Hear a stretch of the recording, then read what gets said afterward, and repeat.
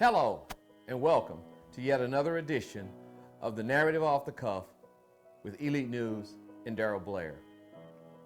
Well, the election is finally in the closing stages. Yes, they're still counting votes, and the more votes they count, the further behind this derelict individual named Trump has fallen to President-elect Joe Biden and Vice President-elect Kamala Harris.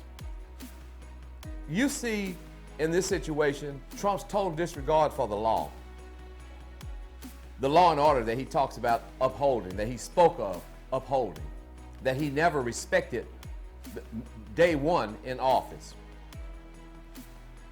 I want you to also be ever reminded of this situation about vote.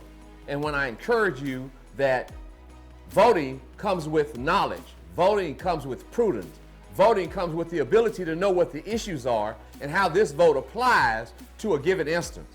You voted for the president. He won in a resounding way with great exponential numbers.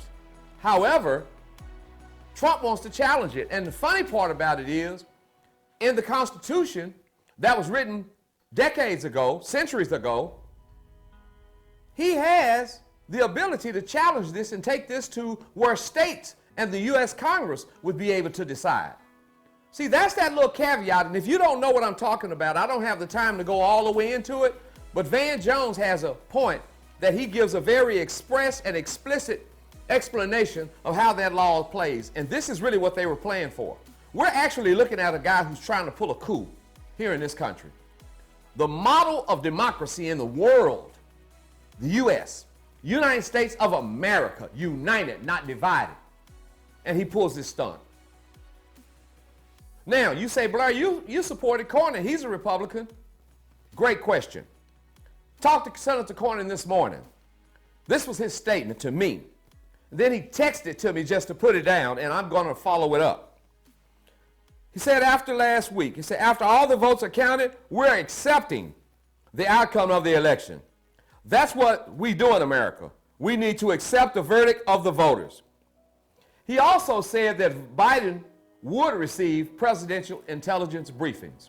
That's from Senator John Cornyn, one who hadn't been this fanatical fan of Trump, but he silently worked for us, and yes, he is a Republican. I made a personal call to him because I needed a statement and some clarity about where he stood with this fiasco.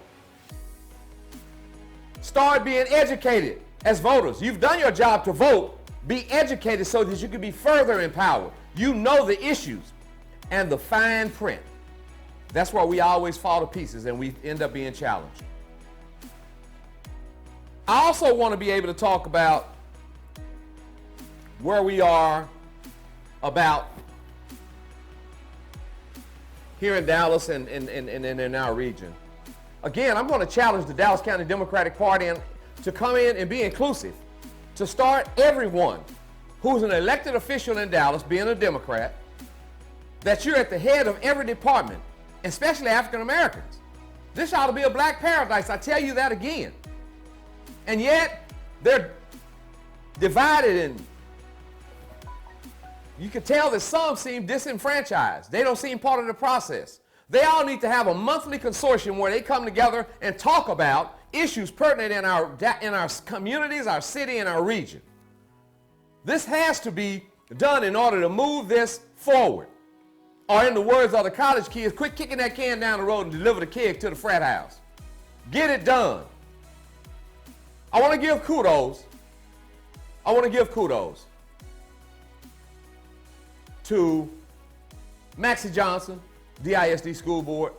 He is challenging them. I heard him on a white radio station with the same dialogue that he has had on any black radio station or in the community or when you're in his face talking to him. He was very clear and direct about he don't see a lot of folks look like him as an African American, especially as a male, in some of those given positions of leadership, especially at schools.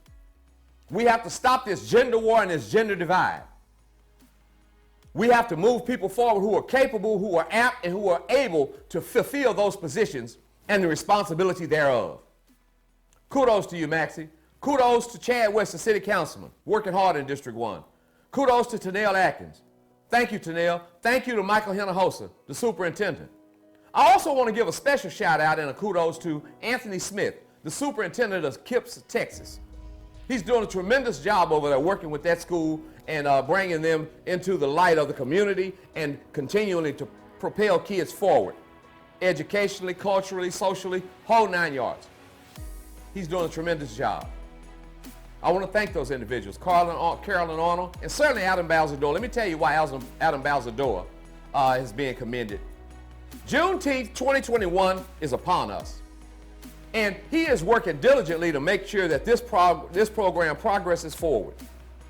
That we have a great, outstanding, joyous day when we walk from William Blair Jr. Park all the way into the Fair Park, where we have car show, bike show, free concert, Negro League baseball exhibit, card, domino tournament, I'm just so excited about it, tournament that takes place. Then you come out there and picnic. Then we got food trucks, vendors, people who are selling, hawking their wares. He's working diligently to make sure that this comes together and that we're able to put it on in the glowing way that we should on the day of emancipation. Juneteenth. This is going to be an eclectic celebration of all cultures, of all races. Everyone's coming out to celebrate and have a part. I want to thank you. And then I want to encourage you. I want to encourage you to go to our website, Elite News Dallas, and look at the Juneteenth celebration, or DFW Juneteenth celebration, the website in itself. Register, fill your stuff out, start getting it done now. You'll be way at the back of the line for the march. You can march in the parade free and look at all the setups for the vendors and everything that it entails with this event. Then I want to remind you of November 21st, Lone Star Park, the jazz show with Marion Meadows and Kirk Whalum, and those guys are going to do a tremendous job. Be in your car, you get to drive in and kick it.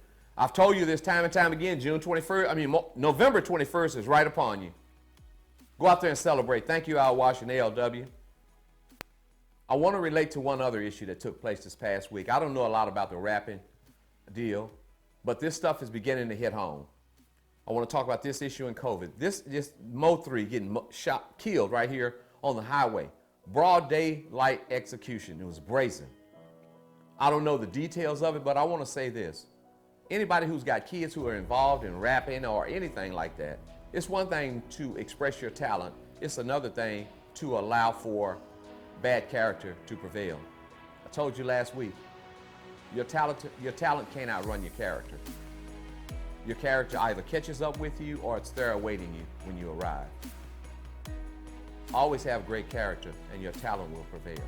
It will sustain because your character will too.